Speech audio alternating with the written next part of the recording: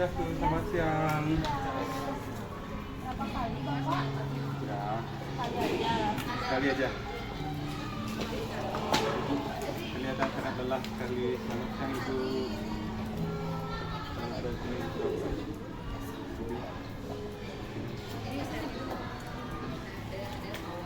Selamat siang, Swastiastu.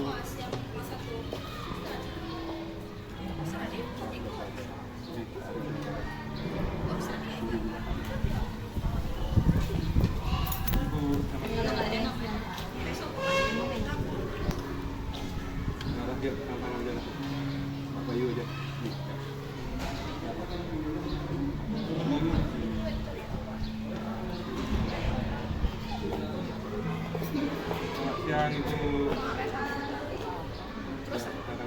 Jangan Capek.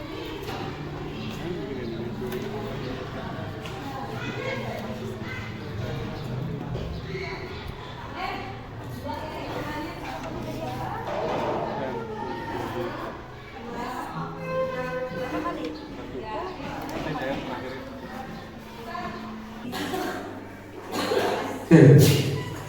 Om Swastiastu, Assalamualaikum, salam sejahtera untuk kita semua. Yang saya hormati Bapak Kepala Sekolah beserta Bapak Guru SD 6 Kuta yang sudah meluangkan waktunya untuk hadir dalam acara diseminasi budaya positif terkait dengan materi CGP modul 1.4. Untuk acara selanjutnya, saya serahkan kepada Bapak Kepala Sekolah untuk mempersembahkan sepatah dua patah kata sekaligus untuk membuka kegiatan ini. Untuk waktu, saya persilakan.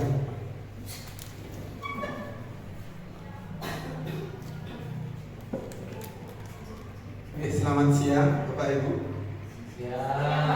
Yang hormati Bapak Ibu Guru SD nomor 6 Kuta dan juga Bapak Tut Aryawan selaku CGP dari SD nomor 6 Kuta.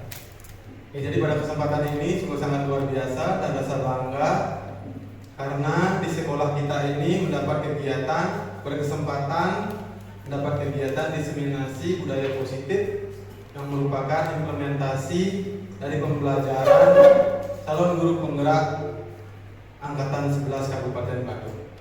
Terkait dengan budaya positif ini erat kaitannya dengan pembentukan karakter peserta didik.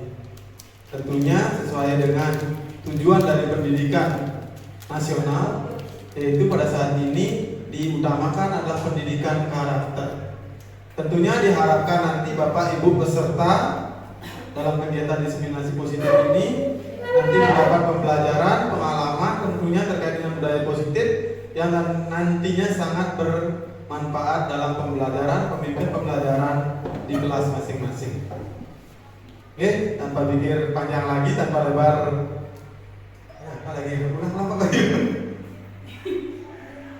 terus tanpa panjang lebar lagi, saya buka acara diseminasi budaya positif hari ini secara resmi. Terima kasih Bapak.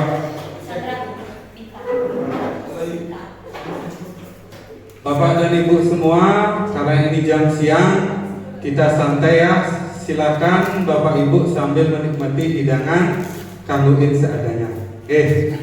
Baiklah, sebelum acara saya mulai, saya minta Bapak dan Ibu guru, siapa yang mau memimpin doa satu? Oke, saya minta Bu Chandra ya, silakan memimpin doa demi kelancaran acara ini.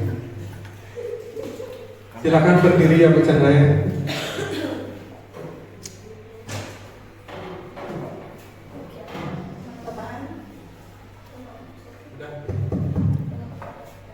Kita akan melakukan doa, semuanya dipersilakan.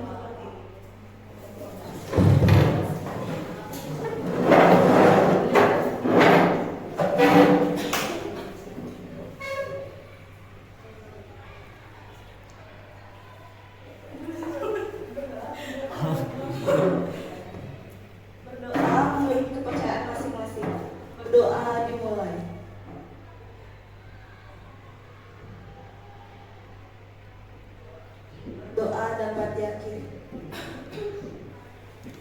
Silakan duduk kembali. Terima kasih Bu Sandra.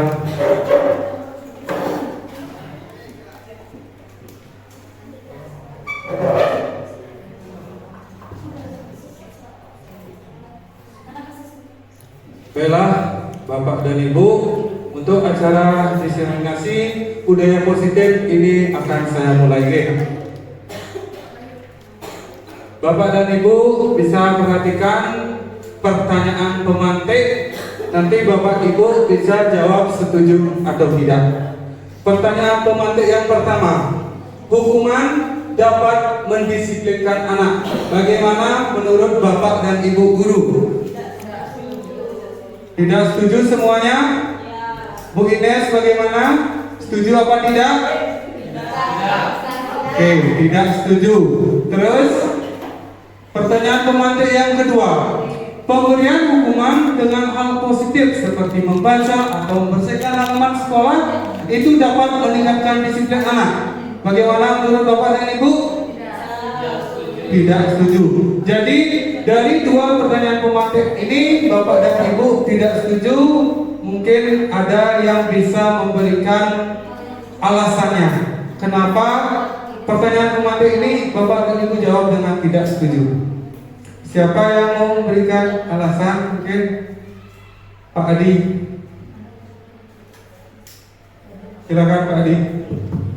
Baik, terima kasih. Menurut saya, karena saya tidak setuju hukuman itu dapat mendisiplinkan anak. Karena kalau kita memberikan hukuman, justru yang terbenak dalam diri siswa itu adalah ketakutan, kekhawatiran, dan amarah. Itu alasan saya tidak setuju. Terima kasih. Baik, terima kasih Pak Adi. Mungkin ada dari Bapak Ibu yang lain. Ibu Dina, mungkin ada alasannya ya. Kenapa tidak setuju dengan pertanyaan pemantik ini? Untuk yang pertama, saya tidak setuju dengan hukuman dapat mendisiplinkan anak karena dapat memberi memori yang buruk. Jadi sesuatu hal seperti hukuman itu akan terngiang-ngiang pada murid. Misalnya kita nyuruh dia untuk berlari di lapangan, yang dimana itu membuat tidak sejalan dengan pelajaran yang ada dan terkesan itu memberikan aspek yang negatif. Untuk yang pertama. Oke, terima kasih Bu Dina. Jadi alasan pemberian hukuman itu tidak tepat kepada anak itu nantinya dapat saya simpulkan itu nantinya dapat membuat anak-anak merasa ketakutan sekaligus merasa khawatir. Mungkin nanti kalau terlalu sering dikasih hukuman anak-anak menjadi dendam sama gurunya. Untuk yang berikutnya konsep utama topik budaya positif. Yang pertama adalah disiplin positif dan nilai-nilai kebajikan universal. Yang kedua, teori motivasi, hukuman, dan penghargaan restitusi. Yang ketiga adalah keyakinan kelas. Yang keempat, kebutuhan dasar manusia dan dunia berkualitas. Yang kelima adalah 5 posisi kontrol. Dan yang terakhir adalah segitiga restitusi. Jadi ini materi yang akan saya paparkan nanti. Kita lanjut ke topik yang pertama, disiplin positif dan nilai-nilai kebajikan universal. Baiklah, Bapak dan Ibu, mohon diperhatikan sebentar. Sesuai dengan yang ada di layar, Anda dan teman Anda adalah A dan B. Jadi saya gantian. Nanti saya tunjuk Bapak dan Ibu guru satu di sini yang mengepalkan tangan, yang memegang kertas itu adalah saya. Ya.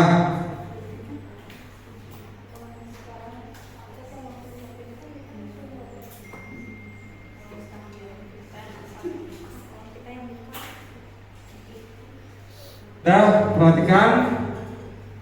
Jadi di dalam genggaman tangan saya ini adalah sesuatu yang sangat berharga, yang saya sayangi, yang saya sangat cintai, dan ini melebihi dari hidup saya. Silakan siapa kira-kira yang mau ke depan, mungkin dengan cara entah itu merayu, entah itu memaksa untuk mendapatkan sesuatu yang ada di dalam tangan saya. Siapa yang mau? Saya ingin menawarkan untuk ditukar dengan mobil seri baru. Silakan maju Ibu Nina. Ya, ketika sesuatu hal yang berharga, Ini adalah berlayunya dengan sesuatu hal yang mahal. Apakah Bapak Ketua bersedia untuk membuka? tidak. Oke, mungkin tawaran lainnya yang kota. Mungkin ada yang menawar yang lainnya. Yang mahal. Saya tukar dengan orang yang paling berharga bagi Pak.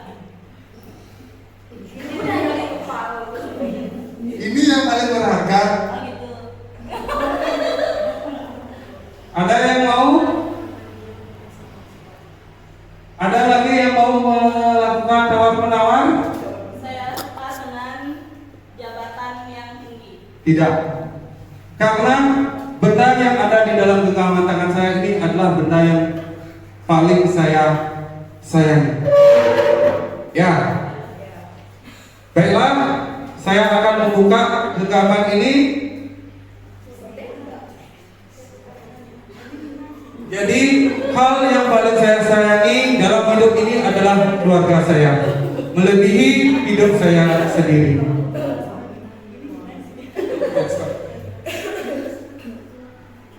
Baiklah Bapak Ibu, apapun yang kita punya, kalau kita mau memberikan kepada orang lain ataupun tidak, itu sebenarnya yang mengatur adalah diri kita sendiri.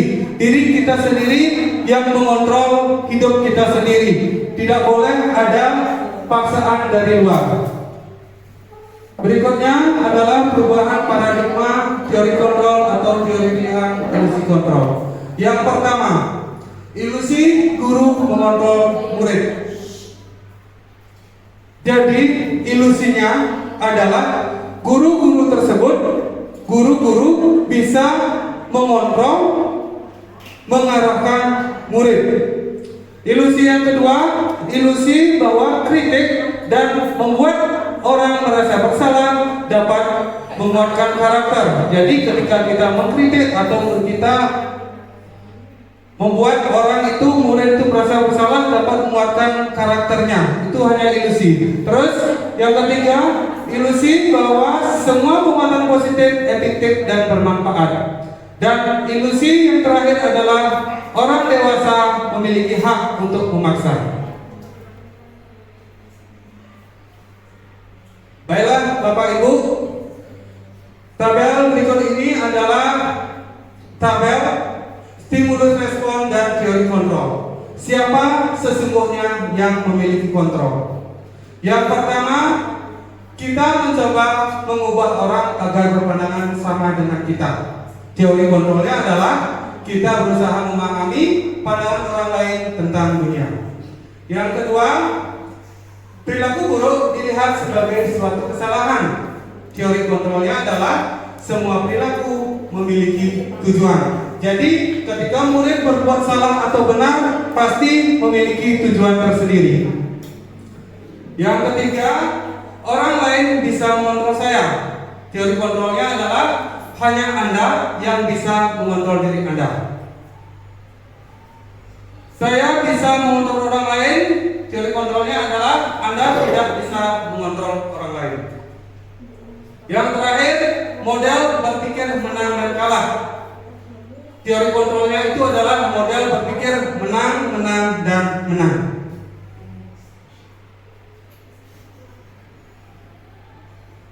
Baiklah Bapak dan Ibu, mungkin kita sering menuntut anak untuk selalu bersikap disiplin. Apakah Bapak dan Ibu ada yang tahu apa itu disiplin sesungguhnya?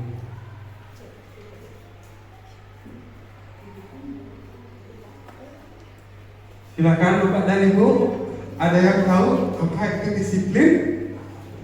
Mungkin ada yang bisa memberikan tanggapan, komentar terkait dengan disiplin. Kita selalu menuntut anak, kamu harus disiplin.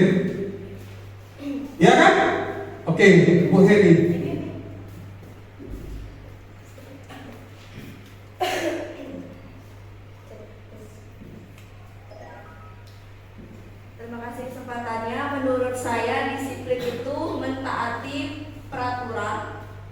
yang ada maupun di sekolah ataupun di rumah. Kuncinya menaati peraturan. Oke, terima kasih Bu Heni.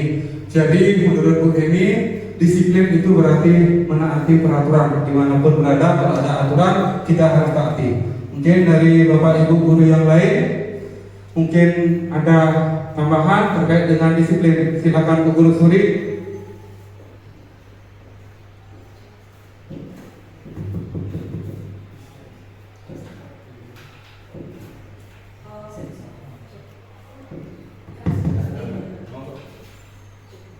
Halo. Menurut saya perasaan disiplin itu adalah perasaan taat dan patuh terhadap nilai yang dipercayai. Oke, terima kasih Bu Suri. Jadi menurut Bu Suri, disiplin itu adalah perasaan yang patuh terhadap nilai-nilai yang dipercaya. Next, Pak. Nah, ini saya tampilkan makna disiplin secara umum ya.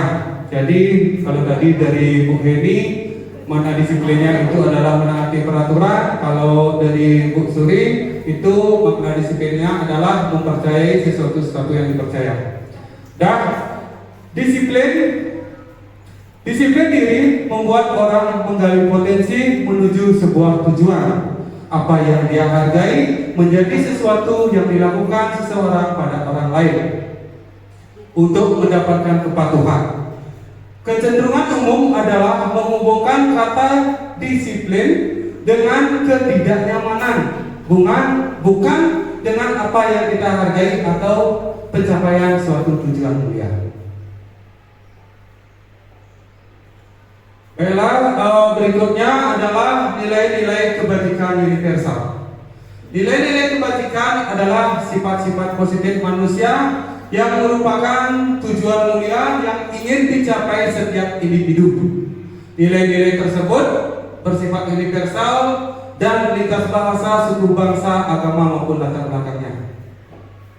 Nilai-nilai kebajikan yang dicapai oleh setiap anak Indonesia kita kenal dengan profil belajar Pancasila. Yang pertama, beriman dan bertakwa kepada Tuhan Yang Maha Esa dan berakhlak mulia. Yang kedua, mandiri, bernalar kritis, berkebinekaan global, bergotong royong, kreatif, dan tanggung jawab.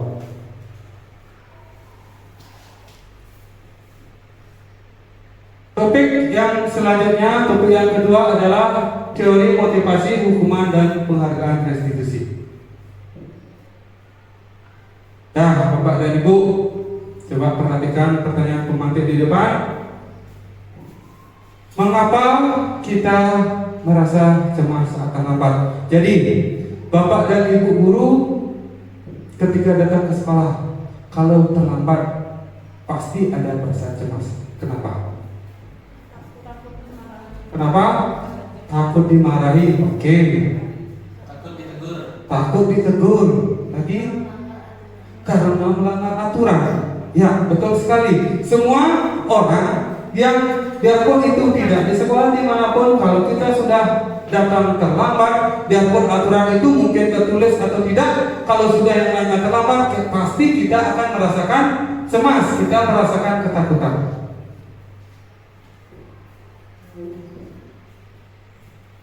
Berikutnya adalah teori motivasi perilaku manusia. Jadi motivasi perilaku manusia ini digolongkan menjadi dua, yaitu motivasi eksternal dan motivasi internal. Kalau motivasi eksternal itu motivasi yang berasal dari luar diri, kalau yang internal itu berarti motivasi karena kesadaran diri kita sendiri. Yang nomor satu, untuk menghindari ketidaknyamanan atau hukuman. Apa yang akan terjadi apabila saya tidak melakukannya? Itu termasuk motivasi eksternal ya. Karena kalau ada hukuman, kita merasa tidak nyaman, itu masuk ke eksternal. Terus yang kedua, untuk mendapatkan imbalan dari orang. Nah, ketika kita mau melakukan sesuatu, kita mau bergerak, kita mau berjalan, kalau kita diiming-imingi sebuah imbalan, itu masuk dalam motivasi eksternal. Yang terakhir, untuk menghargai diri sendiri. Jadi semua yang kita lakukan itu betul karena kesadaran kita sendiri sehingga kita melakukannya, bukan karena paksaan dari teman atau bukan karena imbalan. Itu disebut dengan motivasi internal. Itu tujuan dari disiplin positif. Berikutnya kata merdeka. Menurut Ki Hajar Dewantara, merdeka itu artinya tidak hanya terlepas dari perintah, akan tetapi juga cakap buat memerintah diri sendiri. Jadi kita bisa memerintah diri sendiri dengan hal-hal yang positif.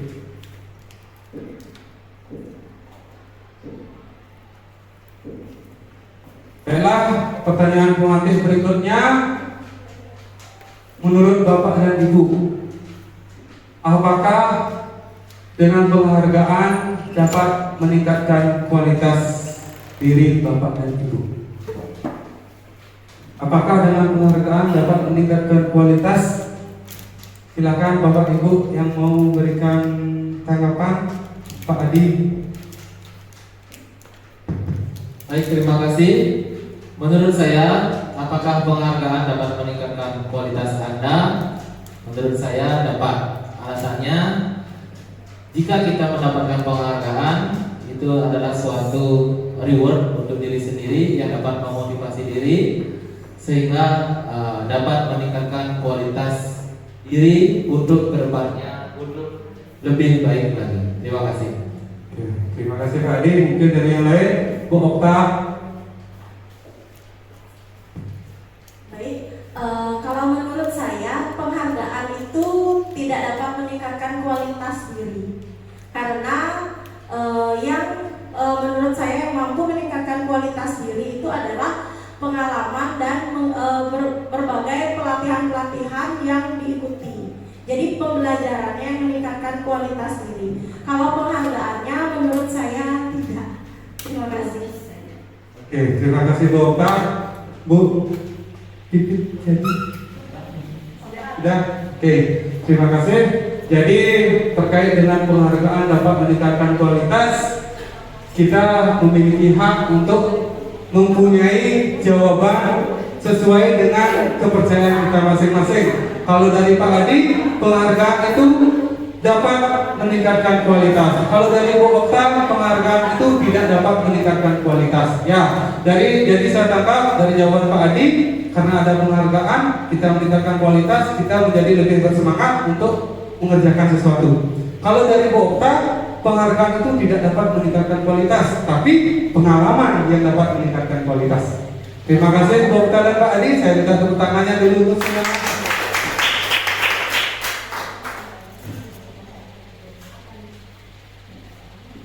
Berikutnya, ini adalah tabel dihukum oleh penghargaan. Di sini ada beberapa pengaruh jika kita menghukum murid karena adanya penghargaan.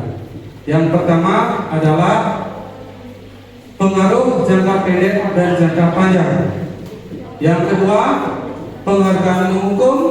Yang ketiga, penghargaan mengurangi ketepatan. Yang keempat, penghargaan itu tidak efektif. Yang kelima, penghargaan dapat merusak hubungan. Yang keenam, penghargaan menurunkan kualitas. Yang ketujuh, penghargaan mematikan kreativitas. Dan yang terakhir itu adalah penghargaan mengurangi motivasi. Jadi intinya, anak-anak kalau hanya karena demi penghargaan mereka mau berubah, itu tidak bagus. Mereka harus mau berubah bukan karena penghargaan, tapi karena dari dirinya sendiri. Next.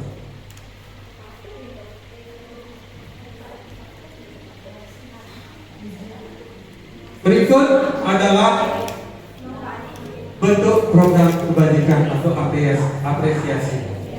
Dalam memberikan apresiasi atau pengakuan perlu diingatkan beberapa hal. Yang pertama, pengakuan diberikan secara khusus. Jadi khusus hanya untuk satu orang, mungkin di depan umum, tapi kita menunjuk satu orang yang melakukan hal yang baik. Yang kedua, beri pengakuan secara pribadi. Kalau beri pengakuan secara pribadi, mungkin murid kita panggil ke ruang guru, kita berbicara empat mata. Yang berikutnya, beri pengakuan kepada semua murid secara bergantian. Nah, ini bisa kita lakukan di dalam kelas. Misalkan ketika sebelum mulai belajar, jam pelajaran dimulai, semua siswa sudah siap belajar, ruangan sudah bersih, kita bisa memberikan apresiasi yang bagus kepada siswa.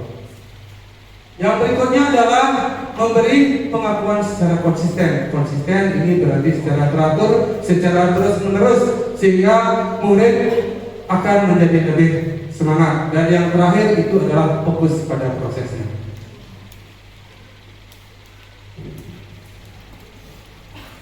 Berikut adalah tabel contoh pengakuan atau apresiasi kebajikan.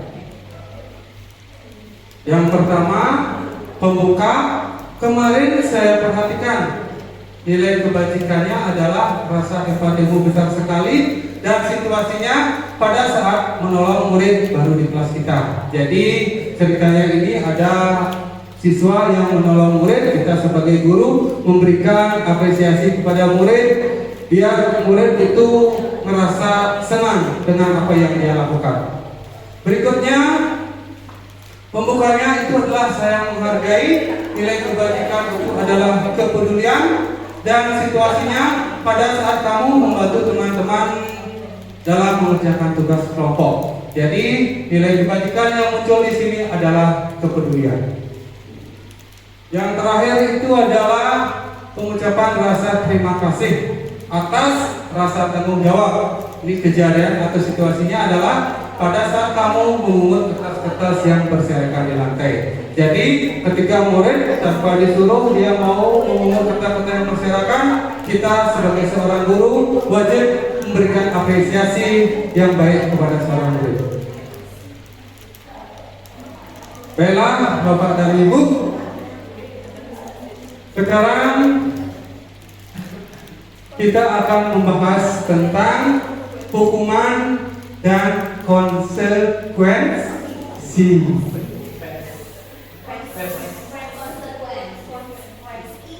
Terkait dengan hukuman dan konsekuensi, ini yang di bawah tadi ya. Silakan Bapak Ibu simak video. Saya punya tampilan 2 video tentang mana hukuman dan mana konsekuensi. Silakan diputar. Marsha, Neta, kenapa kamu tak konten? Kamu? Tak, belum lupa. Marsha, Neta, kenapa kamu tak konten? Kamu? Tak, belum lupa. Kalau tidak konten, silakan kalian berdiri dengan satu kaki jalan pegang telinga. Silakan.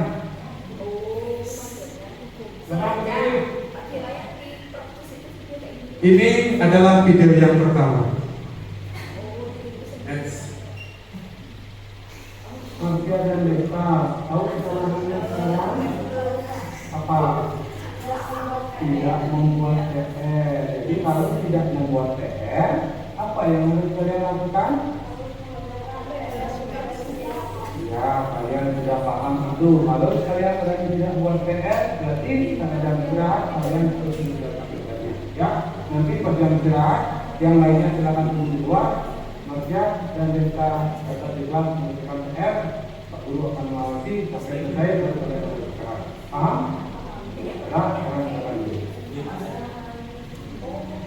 Baiklah Bapak dan Ibu, terkait dengan 2 video tadi, itu hanya sebuah adegan ya saya buat dengan murid saya. Kira-kira menurut Bapak dan Ibu, mana yang disebut hukuman, mana yang disebut dengan konsekuensi? Kira-kira video yang pertama itu apa, video yang kedua itu apa? Apakah perlu saya ulang videonya lagi? Sudah? Sudah jelas kan? Oke, siapa yang bersandra?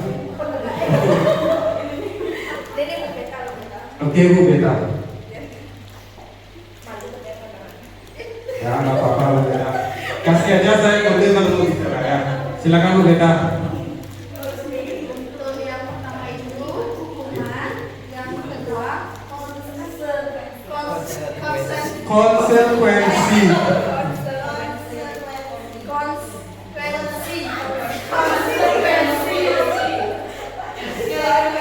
Tidak apa Bu Beta. Jadi karena tulisannya yang tidak salah, jadi otak kita semua konsekuensi. Ya. Jadi menurut Bu Beta, video yang pertama itu adalah hukuman, video yang kedua adalah konsekuensi. Bagaimana Bapak dan Ibu yang lain? Apa ada punya pendapat berbeda? Setuju? Oke, kalau setuju, sekarang Bapak dan Ibu, siapa yang bisa membedakan apa itu hukuman dan apa itu konsekuensi?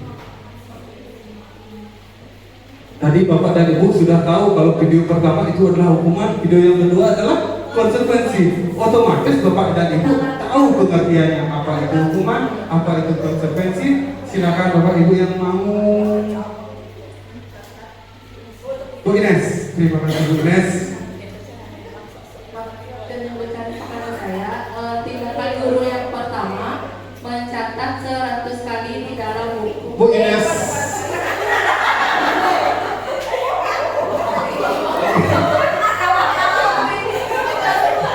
Apa perbedaan hukuman dengan konsekuensi? Hukuman itu Udah Bu Ines. Gak usah lihat saya Bu Ines ya. terima kasih waktu yang diberikan kepada saya. Menurut saya, hukuman itu adalah sesuatu yang dijatuhkan secara satu arah oleh guru. Kalau konsekuensi itu akibat yang harus diterima murid atas kesalahan yang ia perbuat, kesepakatan bersama guru. Jadi oleh dua pihak. Oke, itu yang pertama. Mungkin ada yang lain. Bu Nina silakan. Sama. Pak Adi. Semua sama? Oke, jadi itu tadi sudah dijelaskan oleh Bu Ines tentang hukuman dan konsekuensi. Biasanya kalau hukuman itu lebih menyakiti. Kalau konsekuensi itu berarti sudah kita buat aturannya. Ya. Next.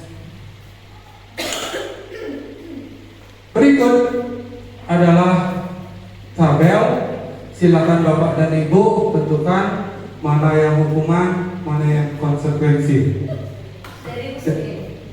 Oke, yang pertama dari Bu Guru Suri.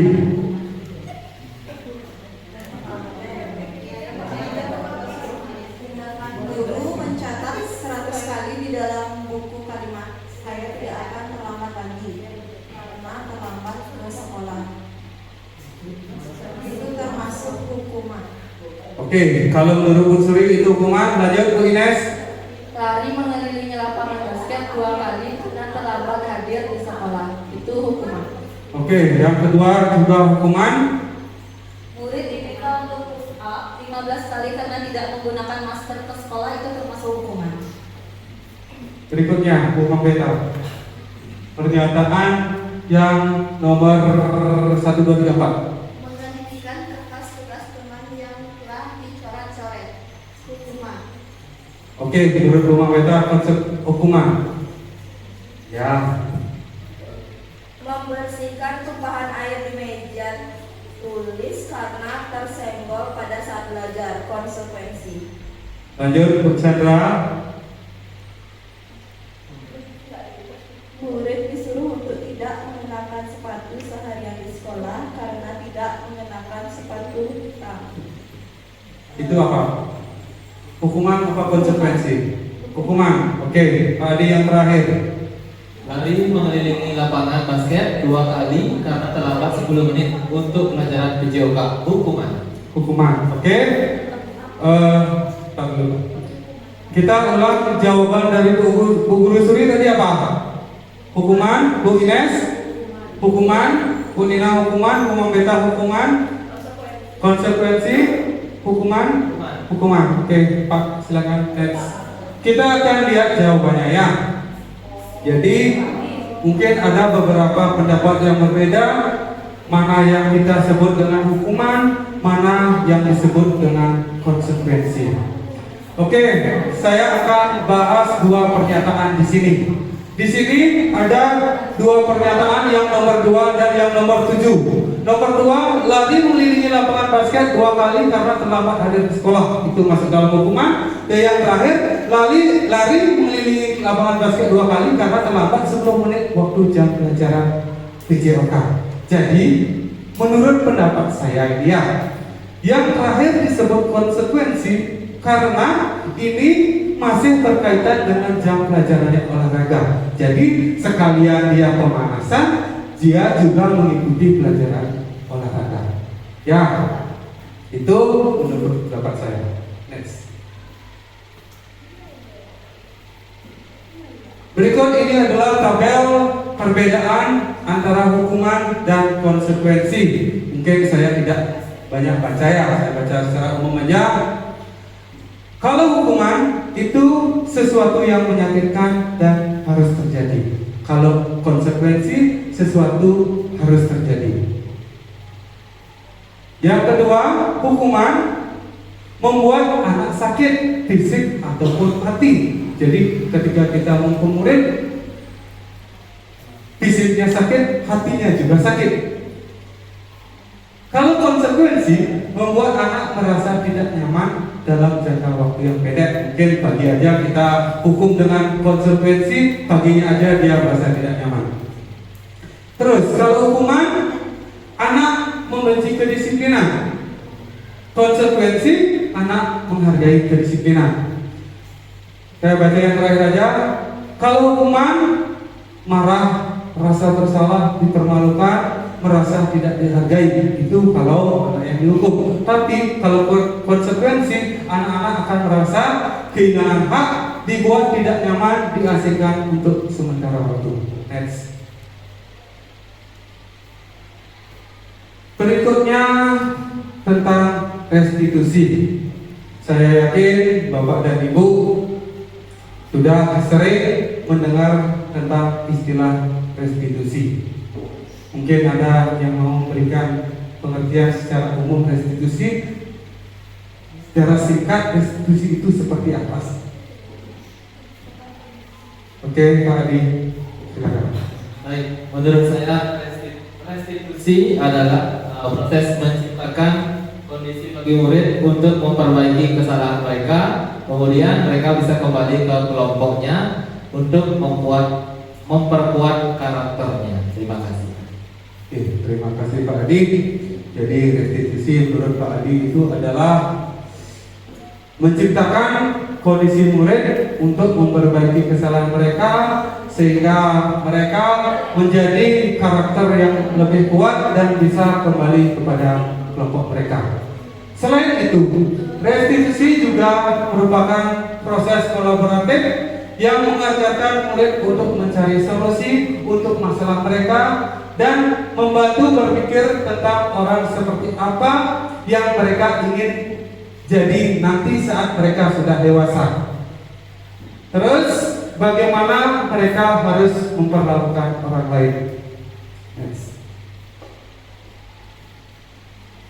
Baiklah, terkait dengan restitusi, ini ada identitas gagal dan identitas sukses.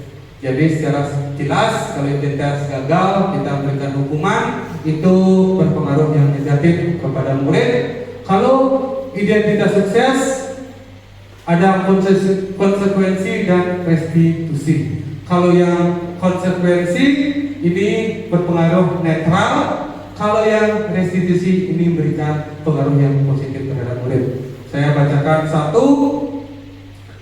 Kalau hukuman, saya baca yang nomor 3. Korban mendapatkan keadilan. Kalau konsekuensi, korban bisa diabaikan.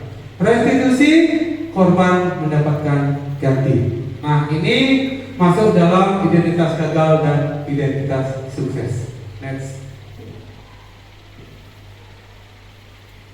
Baiklah, Bapak dan Ibu, ini adalah ciri-ciri dari restitusi. Yang pertama, restitusi bukan untuk menebus kesalahan, namun untuk belajar dari kesalahan. Jadi intinya restitusi itu kita tidak diharapkan mencari mana benar mana salah, tapi kita harus belajar dari kesalahan agar kita tidak mengulangi sesuatu yang sudah kita tahu salah, kemudian kita ulangi lagi. Nah, yang berikutnya, restitusi itu juga bisa berarti memperbaiki hubungan. Yang ketiga, restitusi itu adalah tawaran, bukan paksaan. Jadi kita tidak bisa, kalau menerapkan restitusi, kita tidak bisa menerapkan paksaan kepada murid, tapi kita memberikan tawaran. Yang keempat, restitusi menuntun untuk melihat ke dalam diri. Yang kelima, restitusi mencari kebutuhan dasar yang mendasari tindakan. Yang keenam, restitusi diri adalah cara yang paling baik. Yang ketujuh, restitusi fokus pada karakter, bukan tindakan. Yang kedelapan, restitusi fokus pada solusi. Jadi seperti yang saya katakan tadi, kita mencari solusi, bukan mencari salah dan benar. Yang terakhir, restitusi mengembalikan murid yang berbuat salah pada kelompoknya. Berikutnya kita akan membahas tentang keyakinan kelas. Baiklah, Bapak dan Ibu, di slide sudah ada pertanyaan pemantik, mengapa tidak peraturan saja? Mengapa harus keyakinan kelas? Seperti kita ketahui semua Bapak dan Ibu, di kelas kita pasti sudah ada tata tertib. Tata tertib itu adalah peraturan. Kenapa kita harus membuat keyakinan? Kira-kira ada yang bisa memberikan tanggapan? Kenapa tidak pakai tata tertib aja? Tidak pakai peraturan kelas saja? Kenapa kita harus meyakini sebuah keyakinan kelas? Silakan Bapak Ibu, habis ini sebelum materi yang keempat kita ice breaking ya. Semangat lagi sedikit sebelum kita ice breaking. Kira-kira kenapa harus peraturan? Oke, boleh.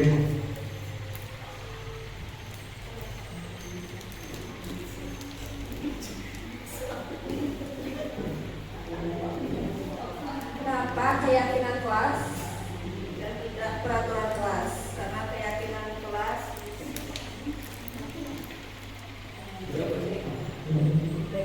dapat memotivasi diri, karena dalam keyakinan kelas dapat memotivasi diri seorang dan terkandung nilai-nilai positif. Sedangkan peraturan kelas terbuat dari resolusi. Oke, terima kasih Bu ini. Jadi menurut ini, kalau keyakinan itu dapat memotivasi diri, karena kalau keyakinan kelas dibuat oleh semua pihak yang ada di kelas, baik itu siswa maupun guru. Tapi kalau tata tertib itu hanya dibuat oleh satu pihak, hanya dibuat oleh guru, siswa tidak ikut.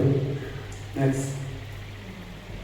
Baiklah Bapak dan Ibu, di layar ada bagan di mana yang dari awal adalah peraturan kelas, kita ubah menjadi kalimat positif, menjadi sebuah keyakinan kelas. Dari keyakinan kelas akan menimbulkan lingkungan yang positif. Lingkungan positif, lama-kelamaan itu akan menjadi sebuah budaya yang positif. Jadi dari lingkungan yang positif terlebih dahulu, itu nanti akan menjadi budaya yang positif.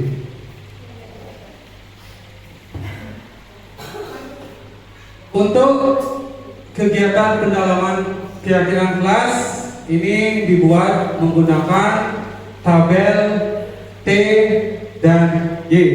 Saya yakin Pak Guru sudah paham mana itu tabel T, mana itu tabel Y. Jadi saya tidak jelaskan lagi.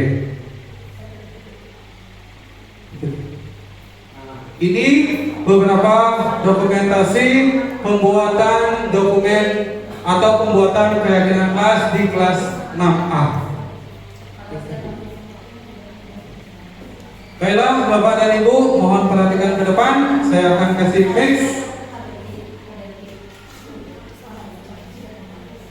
Saya mulai dari Bu Okta.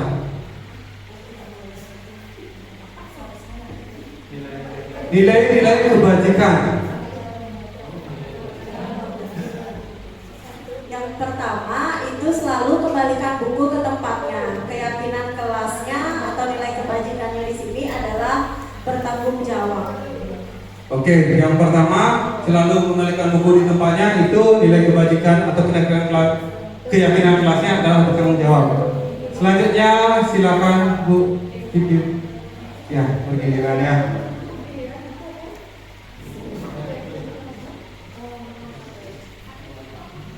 Dilarang mengganggu orang lain. Keyakinan kelasnya adalah saling menghormati atau menghargai. Oke, yang kedua menurut Bu Vivi adalah saling menghormati atau menghargai. Kalau Bapak dan Ibu ingat nanti jawabannya ya, karena saya pun jawabannya di slide berikutnya. Selanjutnya yang ketiga, hadir di sekolah 15 menit sebelum pembelajaran dimulai. Berkomitmen. Oke, yang ketiga menurut Pak Adi adalah berkomitmen.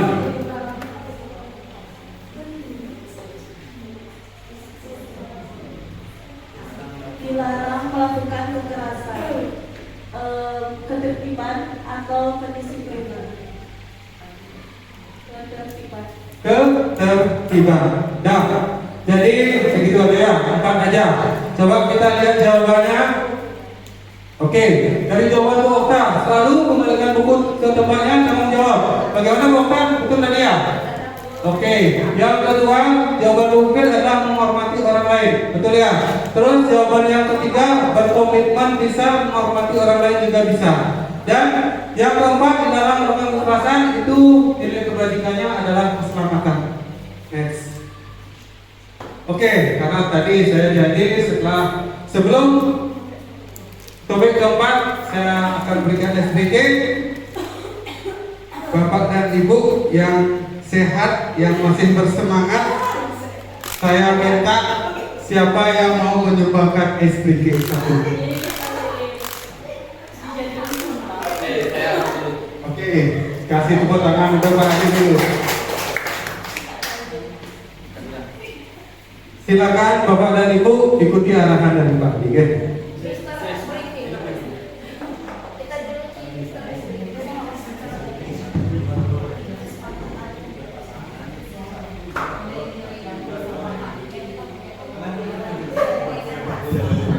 Oke, Bapak Ibu semua, terima kasih atas kepercayaannya patut memberikan saya untuk melakukan ice breaking. Silakan Bapak Ibu semua berdiri. Kita menghadap ke kamera Bapak Ibu ya, biar kelihatan wajah ganteng dan cantiknya Bapak Ibu. Ya, Bapak Ibu silakan ikut. Ini kita bagi menjadi dua kelompok timur dan kelompok barat, masing-masing 5 barisan, 5 orang.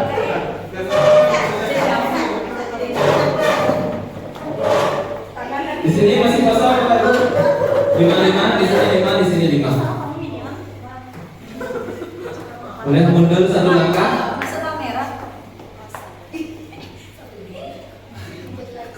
Oke, masih semangat? Semangat. Oke, kita tes dulu. Tepuk semangat.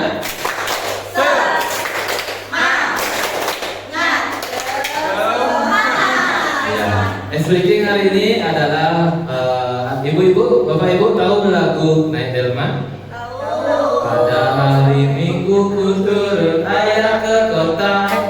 Ya. Oke, gerakannya seperti ini.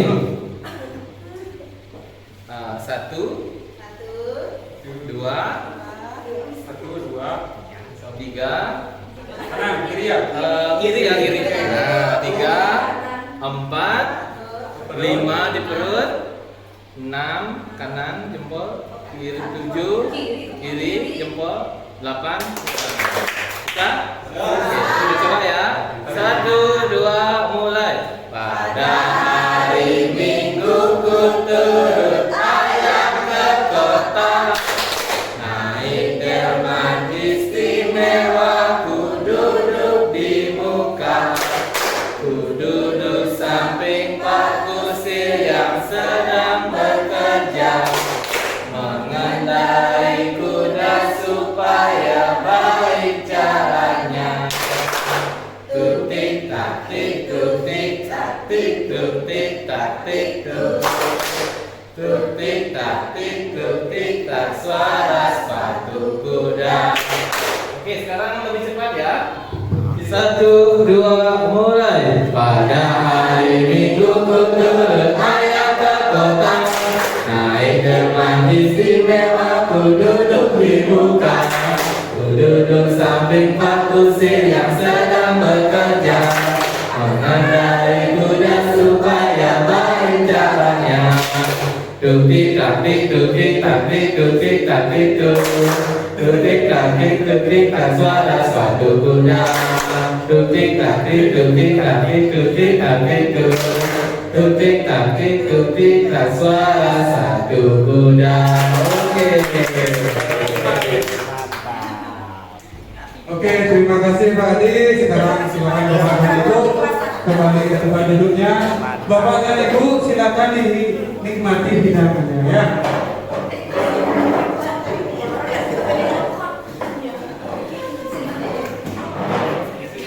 Ya, Bapak dan Ibu silakan bisa sambil minum, menikmati snack yang disediakan. Saya juga mau minum.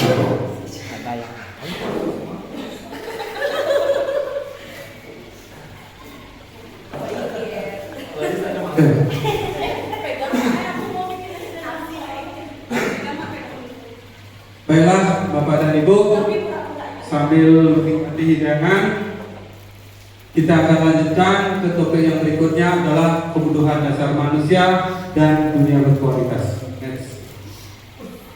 Bapak dan Ibu bisa perhatikan slide. Apakah Bapak dan Ibu kenal dengan anak-anak ini? Yang satu suka makan, oke, kata Bu Edi, yang satu suka makan. Yang pertama dulu, siapa namanya? Edi. Ya, itu ikon anak kelas 6A. Ya, yang kedua itu adalah Hendra. Ya, si nakal, suka bermain saat belajar juga begitu. Dan yang terakhir ini siapa? Haris. Jadi saya punya cerita terkait dengan Haris. Seperti kata Bu Eni, dia suka makan. Buat cerita Bu Eni ya. Di kelas habis sembahyang, saya masuk ke kelas.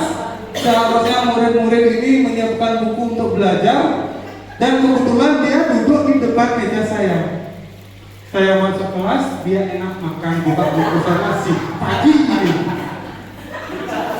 Kalau saya memarahi itu tidak boleh karena orang makan, sehingga saya tunggu sampai dia selesai makan dulu, baru saya nasihati. Ya, terus kejadian yang kedua saat di pantai, baru sampai di pantai dia sudah buka bungkusan.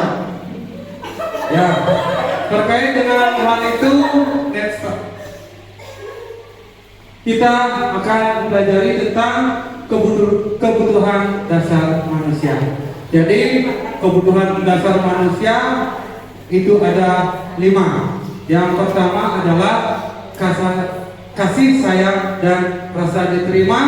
Yang kedua itu adalah kesenangan. Yang ketiga kebebasan. Dan yang keempat itu adalah penguasaan. Yang terakhir adalah bertahan hidup. Next Pak. Nah, kita kembali ke foto item dari kelas 6A lagi. Jadi menurut saya tidak usah sebutkan bagaimana Edi, Bapak dan Ibu sudah tahu semuanya. Jadi menurut pendapat saya, kebutuhan dasar yang dipenuhi oleh Edi itu adalah kasih sayang. Jadi saya tidak ingin menjudge Edi itu bagaimana. Jadi menurut penglihatan saya Edi itu kurang rasa kasih sayang. Terus yang kedua, kalau Hendra, nah Hendra ini anaknya semua pasti anak-anak itu nakal, tapi Hendra saat belajar dia juga sering bermain. Mungkin karena saya ini kenal dengan Hendra dan orang tuanya, jadi dia merasa senang belajar, senang, kadang-kadang juga tidak perhatikan. Nah, kalau yang gambar yang ketiga Haris, ini sudah jelas sekali. Kebutuhan dasar yang tidak dipenuhi oleh Haris adalah bertahan hidup. Kita bertahan hidup, pasti kita memerlukan makan, kita memerlukan minum. Jadi ketika saya menemukan Haris makan di pas jam pelajaran, saya memarahi juga tidak berani, karena ini merupakan kebutuhan dasar semua manusia. Oke, berikutnya adalah 5 posisi kontrol. Jadi coba Bapak dan Ibu bayangkan terkait dengan 5 posisi kontrol, Bapak dan Ibu guru bisa memposisikan diri kita ini guru seperti apa sih? Berikut ada beberapa video terkait dengan 5 posisi kontrol. Silakan dilihat.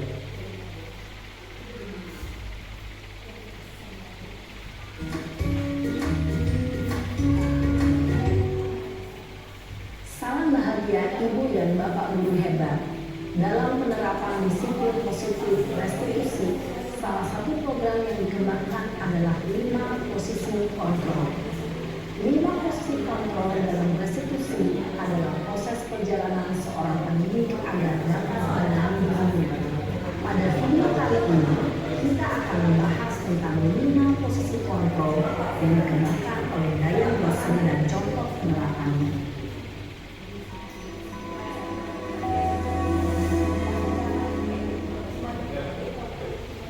5 posisi kontrol itu adalah 1.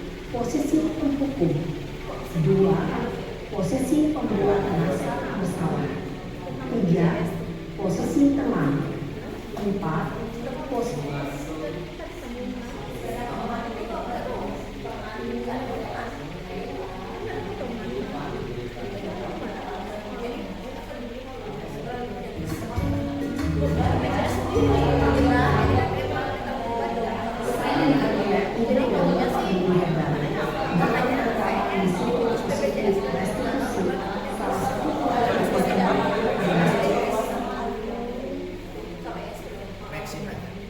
Baiklah Bapak dan Ibu, itu tadi video tentang 5 posisi kontrol. Jadi saya simpulkan 5 posisi kontrol seorang guru. Yang pertama itu adalah sebagai penghukum, yang kedua itu adalah pembuat rasa bersalah, yang ketiga itu adalah sebagai teman, yang kelima, yang keempat itu adalah sebagai pemantau, dan yang terakhir sebagai manajer. Bapak dan Ibu guru, mohon perhatiannya dulu. Dari 5 posisi kontrol ini, coba Bapak dan Ibu guru berikan dampak-dampak apa saja ketika kita sebagai guru kita memposisikan diri, entah itu sebagai penghukum, pembuat rasa bersalah, sebagai teman terhadap siswa, atau sebagai pemantau, sebagai manajer. Saya minta 2 pendapat aja. Misalkan Bu Okta sebagai penghukum, apa dampaknya bagi murid? Itu aja. Ya, biar cepat. Silakan Bu Okta.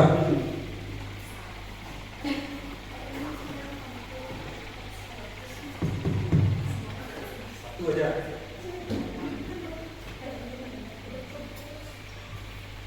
Baik, di sini saya akan memberikan pendapat terkait dengan posisi kontrol penghukum, di mana ketika kita menerapkan posisi kontrol sebagai seorang penghukum, ini murid akan merasa tidak dihargai, lalu tumbuh perasaan takut. Bukannya dia malah mentaati aturan yang berlaku, malah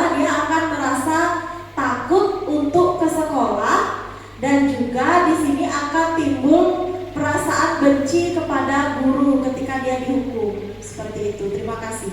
Oke, terima kasih Bapak. Dari posisi pada 5 posisi kontrol, ini adalah posisi yang paling bawah ya. Jadi sebagai penghukum. Jadi kalau sebagai penghukum itu dampaknya sangat tidak baik terhadap murid. Yang paling buruk dampaknya itu adalah bisa-bisa murid itu dendam sama gurunya. Kalau sesuai dengan video yang tadi kita tonton, jadi murid yang setiap hari dihukum, dia mengambil kayu atau benda yang keras dipakai untuk mengkerek mobil gurunya. Itu karena dia dendam. Itu akibat kalau kita memposisikan diri sebagai penghukum terhadap murid. Oke. Dan harapan kita semua ketika menemukan murid yang bermasalah, kita menempatkan diri sebagai seorang manajer. Baiklah, Ibu Nina, coba berikan sedikit masukan tanggapan terkait kita sebagai seorang guru memposisikan diri sebagai seorang manajer.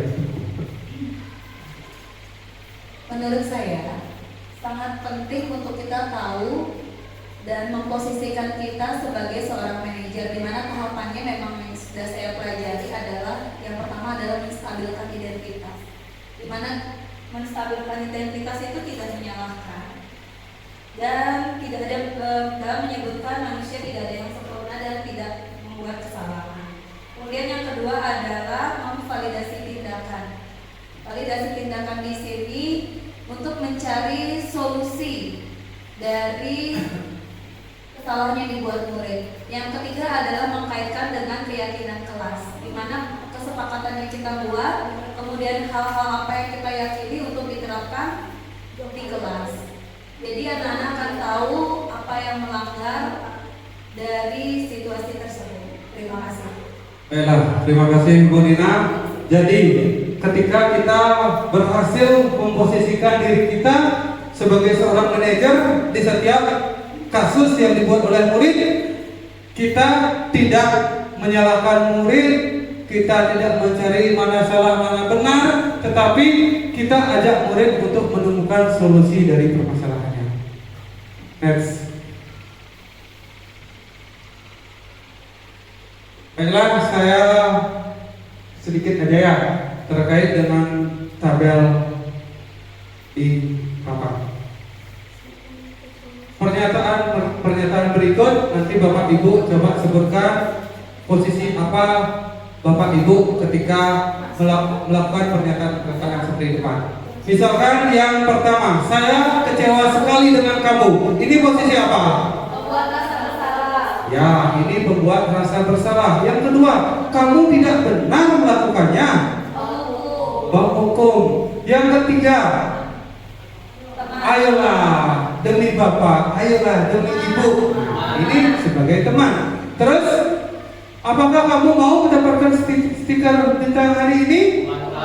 Memantau. Terus, bagaimana kamu bisa menyelesaikan masalah ini? Manajer. Dan yang terakhir, kamu selalu yang paling terakhir. Nah, ini juga sebagai penghukum. Jadi saya simpulkan dari kelima posisi kontrol ini yang paling bagus itu adalah sebagai manajer. Biarpun sebagai teman ataupun pemantau itu sudah bagus, tapi lebih bagus, lebih sempurna ketika kita bisa memposisikan diri kita sebagai manajer. Next, Pak. Ya, ini jawaban Bapak dan Ibu tadi semuanya sudah benar. Topik yang terakhir adalah segitiga restitusi. Jadi segitiga restitusi yang pertama itu adalah menstabilkan identitas, validasi tindakan, dan menanyakan keyakinan. Next. Untuk menstabilkan identitas, ini ada beberapa pernyataan. Misalnya, berbuat salah itu hal yang manusiawi. Jadi kita buat murid itu merasa tenang dulu ketika mereka berbuat kesalahan. Next. Yang kedua, validasi tindakan. Nah, ini misalnya kita sebagai guru kalau memvalidasi tindakan murid, kita bisa berkata, kamu bisa melakukan hal yang lebih buruk, tapi kamu tidak melakukannya. Jadi dengan kata-kata seperti itu, murid menjadi lebih tenang. Next. Nah, yang terakhir adalah menanyakan keyakinan. Siswa pasti mempunyai sebuah keyakinan yang sudah disepakati. Jadi ketika murid itu bersalah, kita bisa menanyakan kesepakatan apa, keyakinan apa yang mereka sudah lakukan. Next. Berikut intervensi 30 detik. Ada beberapa pertanyaan, Bapak dan Ibu pasti sudah tahu. Next. Nah, ini saya ada contoh video penerapan segitiga restitusi. Silakan di-play, Pak.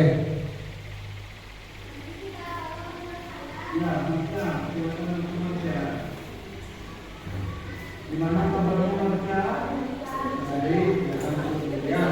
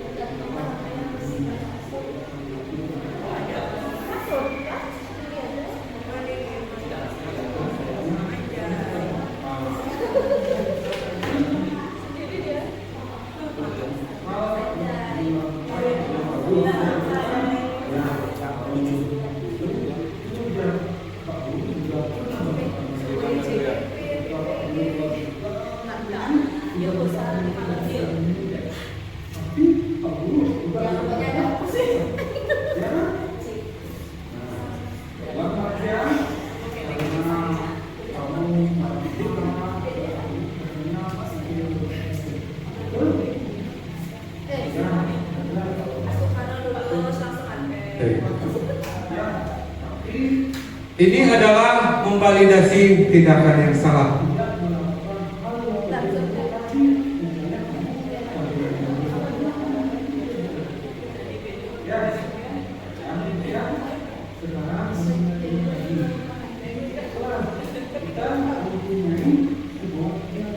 Ini penerapan segitiga restitusi yang ketiga adalah menanyakan keyakinan kelas. Dan net saja. Nah, ini refleksi murid setelah saya menerapkan segitiga restitusi.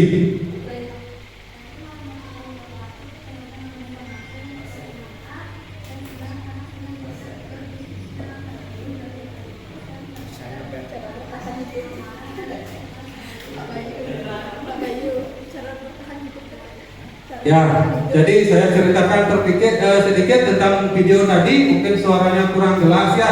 Jadi Marsha ini membuat tugas, kemudian tugasnya dicontoh oleh bagus, kemudian Marsha marah sampai menggebrak meja.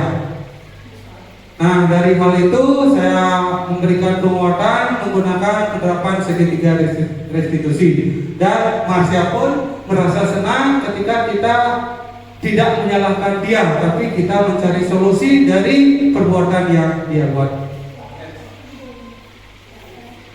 Sekarang saya minta Bapak dan Ibu guru, kita akan coba mempraktekkan penerapan segitiga restitusi.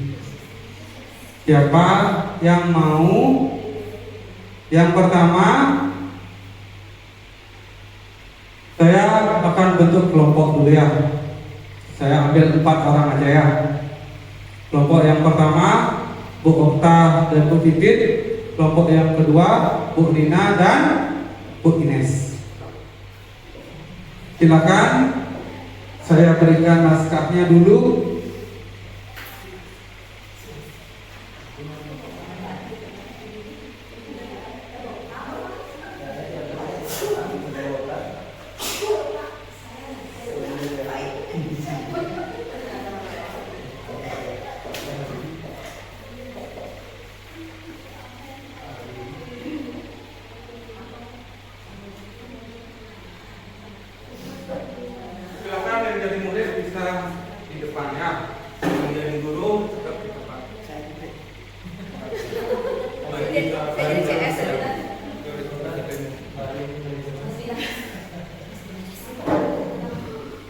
Siapa yang pertama dari Bu Ina, silakan.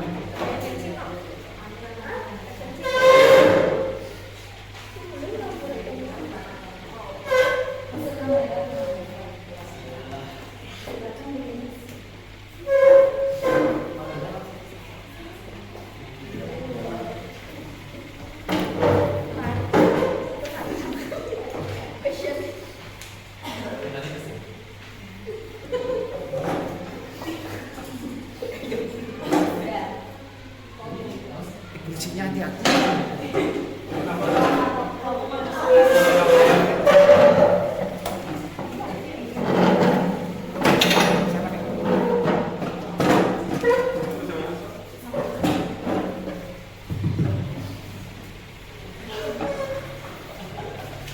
Selamat pagi, Ines. Selamat pagi, Bu Nuna.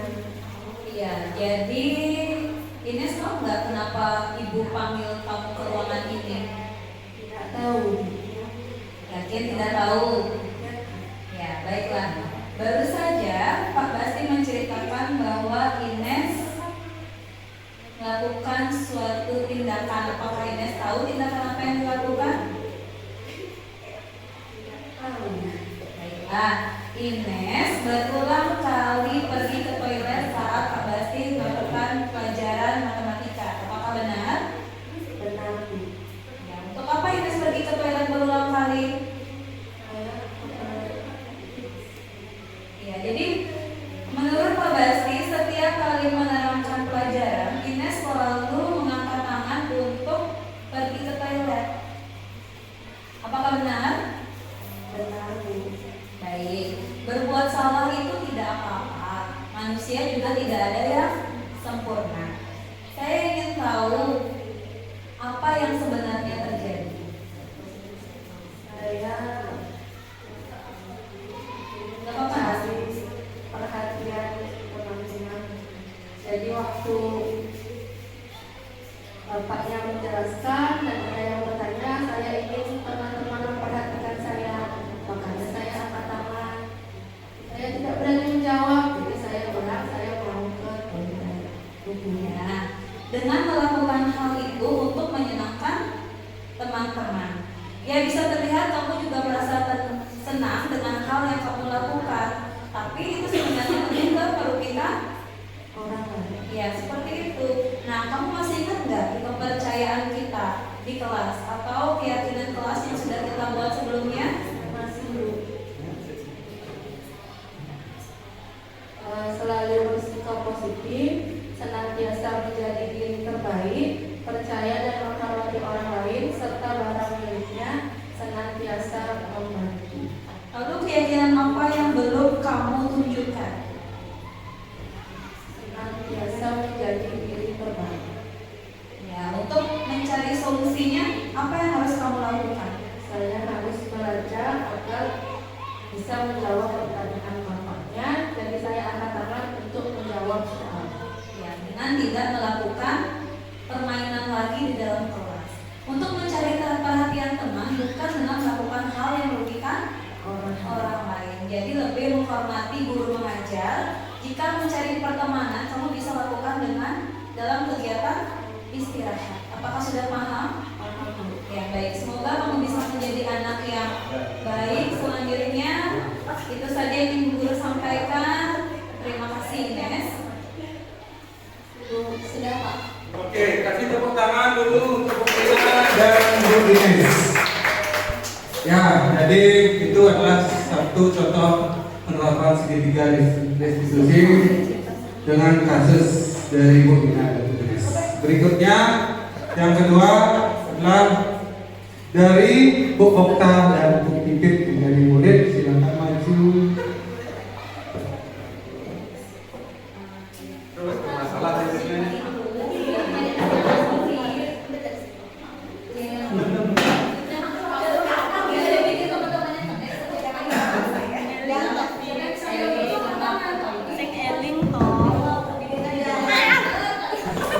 Mohon perhatian teman-teman. Kita akan mulai ya. Ada cahaya lagi. Vivi, kesini sebentar. Beta punya beta. Ya, Vivi silakan dulu.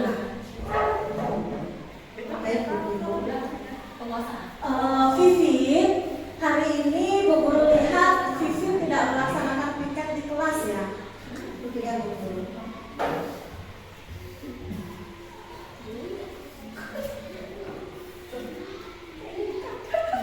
kenapa Bu Guru?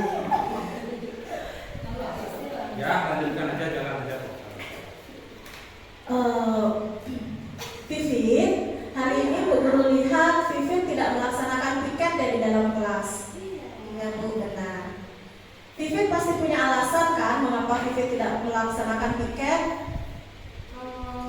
Tadi itu sebenarnya saya piket Bu, tapi setelah selesai teman-teman pada main, ya udah saya akhirnya keluar Bu Guru, bosan. Karena bosan ya? Iya. Ya Vivit, Bu Guru mengerti sekali perasaannya Vivit ya. Vivit merasa bosan ketika mengulangi hal yang sama secara terus-menerus. Nah, Vivit, menurut Vivit, ketika Vivit tidak melaksanakan piket di dalam kelas, apakah itu sudah sesuai dengan keyakinan kelas kita? Tidak Bu. Tidak ya, tidak sesuai. Berarti apakah itu merupakan suatu kesalahan? Iya Bu. Kira-kira menurut Vivit, keyakinan kelas apa yang sudah dilanggar? Tidak bertanggung jawab. Tidak bertanggung jawab. Nah, Vivit sudah mengetahui bahwa tidak piket itu merupakan hal yang melanggar keyakinan kelas kita, ya, yaitu tidak bertanggung jawab. Sekarang bersediakah Vivit untuk melakukan perbaikan dengan Ibu Guru? Iya Bu, saya bersedia dan saya tidak akan melakukannya. Iya. Bu Guru percaya bahwa Vivit itu adalah anak yang bertanggung jawab, ya. Nah, Vivit, kita akan memperbaiki situasi ini. Bagaimana kira-kira caranya? Nanti saya akan melakukan piket dengan baik sampai selesai. Saya akan bertanggung jawab supaya tugas saya melaksanakan piket sesuai dengan jadwal selesai. Iya. Nah, Bu Guru percaya ya bahwa Vivit itu bisa belajar dari pengalaman. Dan ingat ya Vivit, untuk menjaga kebersihan itu adalah tanggung jawab kita bersama, ya. Ya Bu. Ada lagi yang ingin Vivit sampaikan? Tidak ada Bu Guru. Tidak ada. Ya, jika tidak ada, Vivit boleh istirahat, ya. Bu Guru, terima kasih. Ya, silakan. Ya Bu.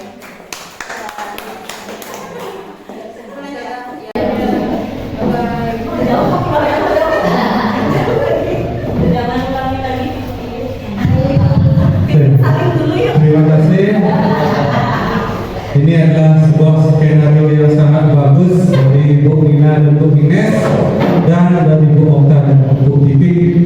Jadi mudah-mudahan kita sebagai seorang guru, ketika kita nanti menemukan permasalahan pada murid, kita bisa menerapkan segitiga restitusi.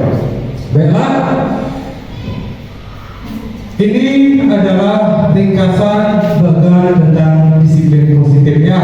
Jadi sudah semua tadi saya jelaskan dari makna disiplin, terus teori motivasi, 5 posisi kontrol, segitiga restitusi, dan 5 kebutuhan dasar manusia. Ya, dan seterusnya. Baiklah,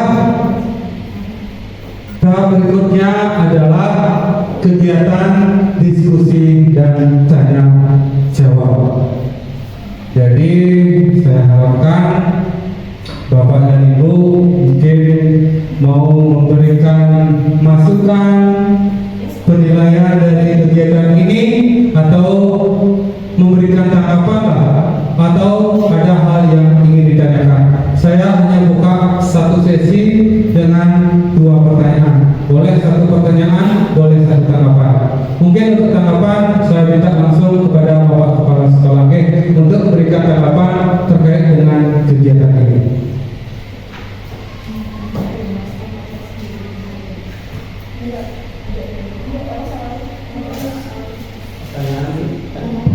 Pertanyaan itu.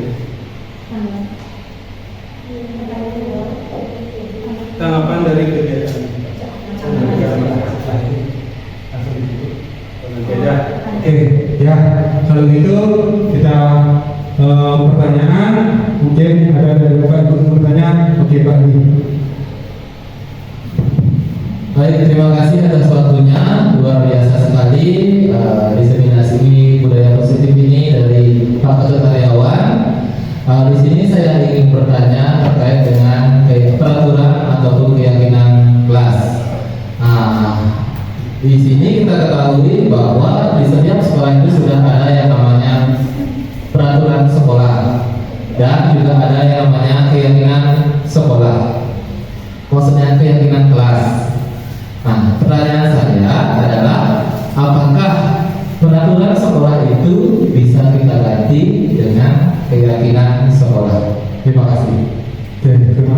adik. Jadi Pak Adi menanyakan apakah peraturan sekolah bisa kita ganti menjadi keyakinan sekolah, sama dengan tata tertib peraturan kelas kita jadi dengan keyakinan kelas. Bapak dan Ibu, apa ada yang bisa menanggapi pertanyaan dari Pak Adi? Ada yang mau membantu saya untuk menanggapi? Gimana? Tidak ada? Oke. Kalau tidak ada, saya sendiri yang menanggapi. Jadi terkait dengan pertanyaan Pak Adi, apakah bisa peraturan sekolah itu kita ubah menjadi keyakinan sekolah? Jadi menurut saya itu bisa. Kalau seperti yang kita ketahui, kalau peraturan kelas itu hanya dibuat oleh satu pihak, oleh pihak sekolah, oleh guru dengan kepala sekolah aja. Tapi kalau keyakinan kelas kita buat oleh semua pihak yang ada di kelas, oleh siswa dan oleh guru. Begitu juga dengan peraturan sekolah. Kalau kita mau buat sebuah keyakinan sekolah, berarti kita harus rapatkan, rembukan dengan semua warga sekolah, sehingga kita bisa menghasilkan sebuah keyakinan sekolah. Itu menurut saya sendiri. Ya, mungkin ada yang mau menambahkan? Cukup. Oke, bisa diterima tadi? Bisa. Ada yang mau bertanya? Satu pertanyaan lagi.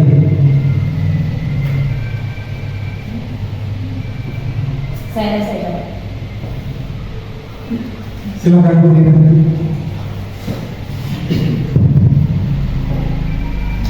Saya tertarik dengan posisi kontrol teman.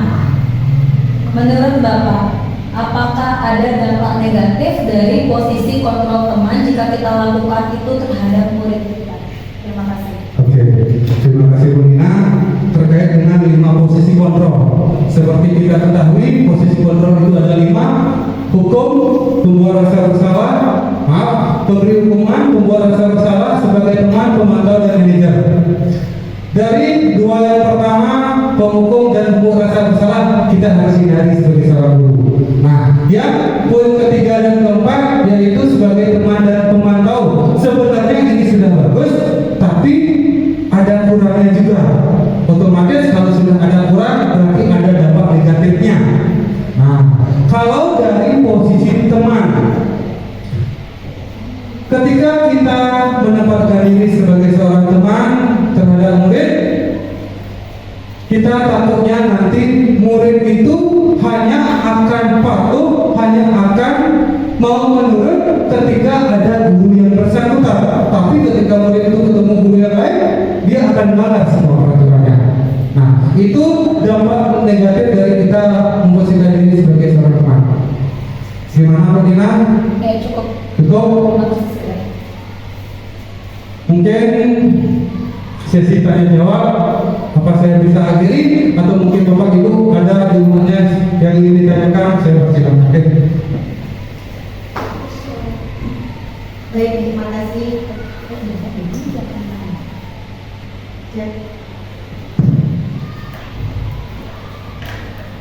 Baik, terima kasih Pak Gen. Di sini saya akan bertanya, tapi sebelum itu saya akan bercerita dulu ya terkait dengan pengalaman saya menjadi guru, di mana pada saat saya mengajar ada murid yaitu yang sudah kita kenal yang bernama Eka Wira. Eka Wira kelas 4 mungkin. Nah, pada saat pelajaran di mana dia tidak mengerjakan, terus saya suruh membaca ataupun mengerjakan, itu tiba-tiba dia ngambek, terus saya dia bilang gitu ke saya, ayo kerjakan halaman sekian. Bilang gitu Pak tuh ke saya. Akhirnya dia kenapa Eka kok seperti itu, tiba-tiba dia menangis. Akhirnya di sana yang merasa bersalah saya Pak tuh. Nah, sebagai guru, apakah saya memposisikan diri itu hukuman atau merasa bersalah, bagaimana? Ya. Mohon solusinya Pak. Terima kasih Bu Pipin atas cerita menjadi pengalaman pribadi dari Bu Pipin, di mana murid kelas 4 ya yang bernama Eka Wira, ketika disuruh mencatat dia tidak marah kan Bu ya, cuma kayak malas, kemudian baru ditanya begitu ceritanya. Jadi kalau saya ditanya solusi, kalau menurut saya, karena ini muridnya menangis baru ditanya, kalau kita menempatkan diri sebagai penghukum atau memberi rasa bersalah, itu rasanya kurang tepat. Ya, jadi kita bisa melakukan pendekatan dengan Eka Wira. Kita posisikan diri kita sebagai seorang pemandu. Bagaimana nanti Eka Wira biar dia mau membuka pikirannya, apa yang dia rasakan, apa yang menyebabkan dia tidak mau menulis, kemudian baru ditanya dia menangis. Mungkin dia ada permasalahan di rumah, kita kan nggak tahu ya. Itu pendapat dari saya. Kemungkinan dari teman-teman ada yang mau menambahkan, dari Boka silakan. Ya, baik, terima kasih. Ini kan ceritanya muridnya gimana? Muridnya diberikan tugas mengerjakan RKS, akan tapi dia tidak mau, terus tiba-tiba nangis. Setelah diberikan tugas, tiba-tiba tidak mau mengerjakan dan menangis. Nah, disinilah pentingnya, perlunya kita untuk menerapkan yang namanya keyakinan kelas tadi. Jadi sebelum kita sebelum ke peran kontrol, itu kan pasti kita menerapkan keyakinan kelas bersama siswa. Setiap pembelajarannya ada kesepakatan kelas setiap harinya yang harus diikuti. Nah, jadi setelah keyakinan kelas itu dilakukan, jika dia tidak mengikuti apa-apa saja dari inti atau poin dari keyakinan tersebut, barulah kita ajak dia untuk berdiskusi. Mungkin peran di sini yang bisa dilakukan adalah sebagai seorang manajer. Nah, kita tanyakan dulu apa kendalanya, kenapa dia seperti itu. Lalu jika nantinya sudah menemukan solusi, tetap kita pantau si murid. Apakah di pertemuan selanjutnya dia melakukan hal yang sama lagi atau ada perubahan. Jika belum ada perubahan, bisa memungkinkan sekali jika keyakinan kelas yang sebelumnya dibuat bersama murid itu diubah kembali. Seperti itu. Terima kasih. Ya, terima kasih Dokter. Ada yang mau menambahkan lagi? Sudah cukup? Cukup untuk pipit gimana?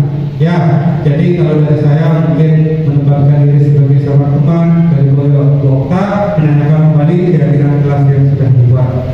Baiklah, dengan berakhirnya diskusi dan tanya jawab, kita akan lanjutkan ke refleksi. Jadi Hidayah sudah saya buatkan 3 pertanyaan. Silakan Bapak dan Ibu buat pada kertas post-it, nanti ditempel di depan. Oke.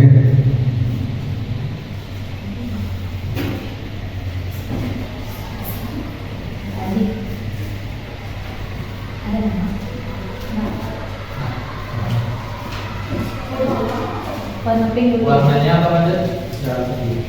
Pink dulu. Pink dulu.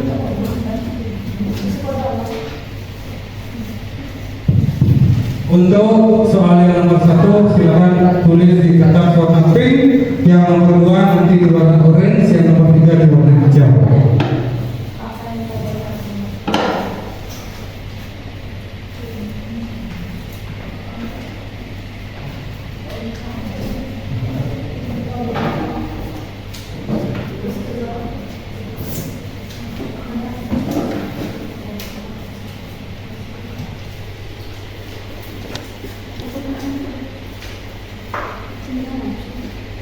Pertanyaan yang kedua, kalau baik apa yang dilakukan ini?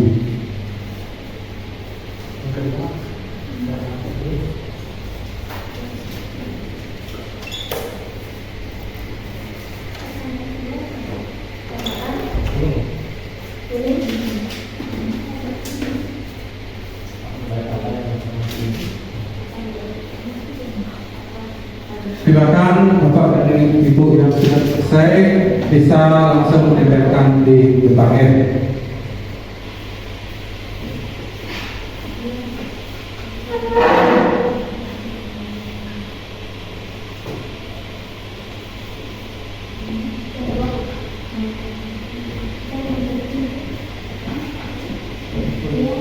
Yang kedua hijau ya Pak? ketiga bagian hijau.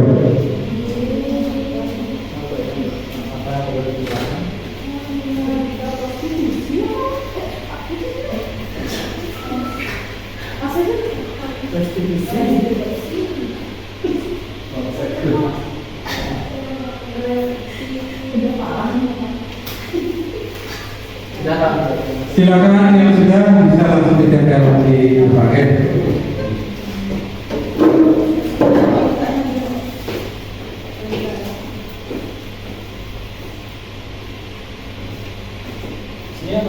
Ya.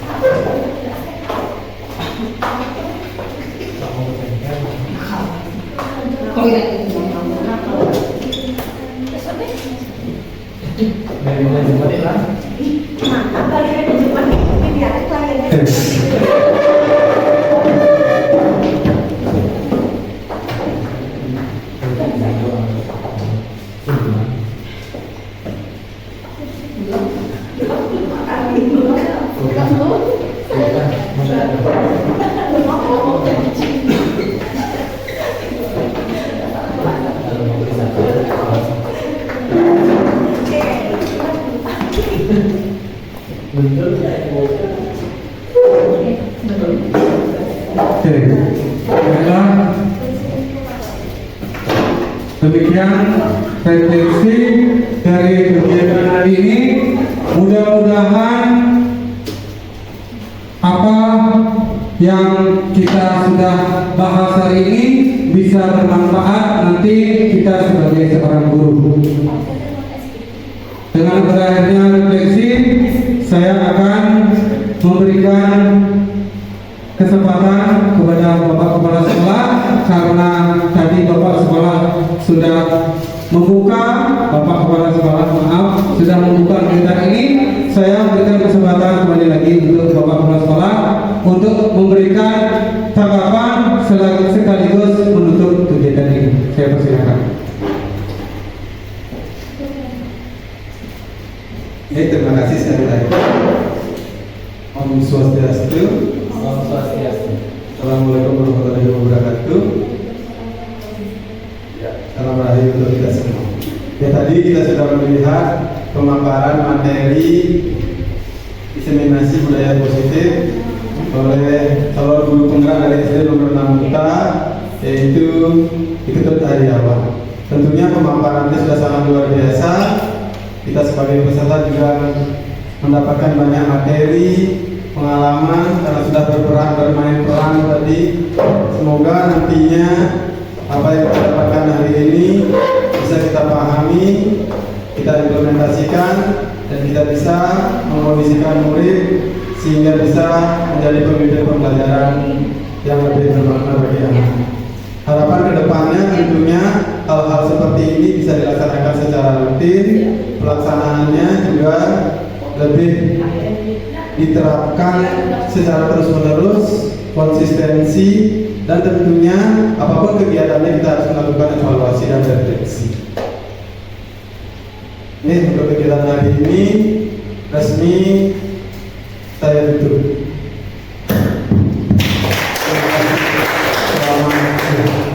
Terima kasih Bapak. Baiklah, dengan ditutupnya kegiatan ini, saya punya sebuah pantun. Tapi maaf, pantun ini tidak saya buat sendiri. Ini contekan ya.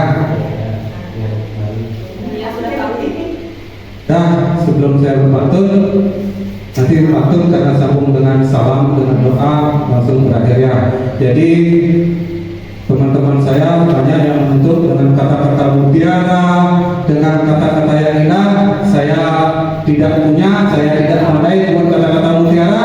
Saya cuma bisa berpesan dengan Bapak dan Ibu semua. Semasa kita hidup, kita akan terus belajar. Jadi belajar itu tidak mengenal waktu, ya, belajar sepanjang hayat. Baiklah, ini pantun. Mudah-mudahan bisa saya baca dengan bagus ya. Nanti ingat contohnya ya. Semangat, ini sudah mau selesai. Biru laut seperti kolam ikan. Ikan paus pandai menyelam. Dari lubuk hati yang paling dalam, saya tutup kegiatan ini dengan salam. Om Sakti Sakti Sakti Om. Terima kasih Bapak dan Ibu.